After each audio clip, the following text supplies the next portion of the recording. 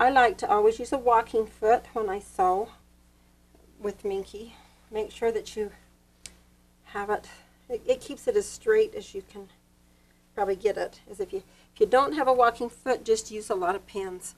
On my machine, it has a really great walking foot, so I don't even pin it.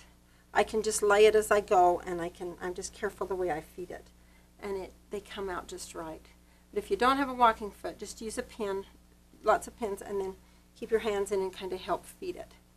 Okay, we're going to take this to the sewing machine, and we're going to show you the first couple of rows.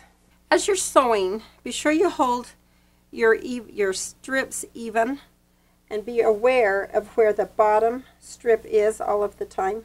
You want to make sure that you can see that bottom strip as you're sewing your top strip over top, because the Minkee is slick and that top strip is not anchored down.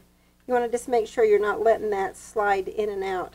If you slide too far over, then your stitching line is not going to be over top of that cut edge.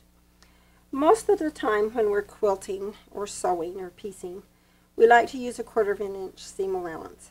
But when you're sewing with Minkee, that's too small. I like to use about a 3/8 to a 1/2 inch.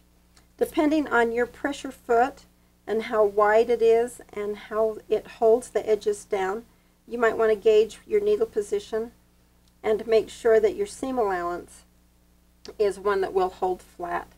So try to figure about a 3/8 of an inch seam allowance to a 1/2 inch right in there.